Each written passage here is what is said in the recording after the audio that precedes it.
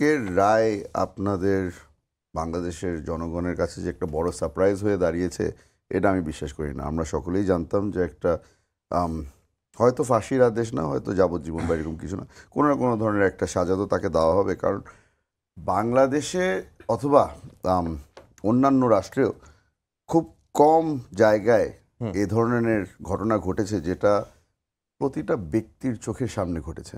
আপনার যতগুলি হত্যা হয়েছে সবগুলোর ভিডিও ফুটেজ আছে। আম, আদেশ যে দেওয়া হচ্ছে এটার অডিও রেকর্ডিংস আমরা সকলেই শুনেছি।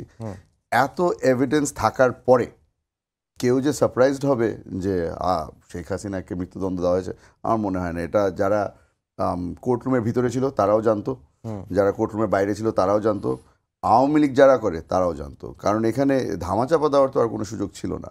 তো বাকি বাংলাদেশের মতো আমিও একদমই সারপ্রাইজ ছিলাম না।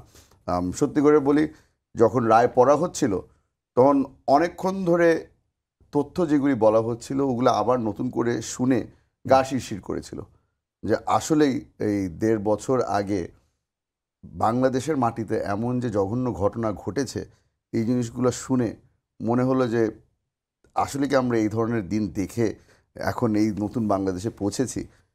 তারপরও শেখ হাসিনা দেশে নেই। ওটা শুনে মৃত্যুদণ্ড দেন বা অন্য কোনো ধরনের সাজা তাকে দেন, মনের মধ্যে তো হালকা পাতলা কষ্ট থেকেই যায়। তো সেই কষ্টটা নিয়েই আজকে বাড়ি যাব।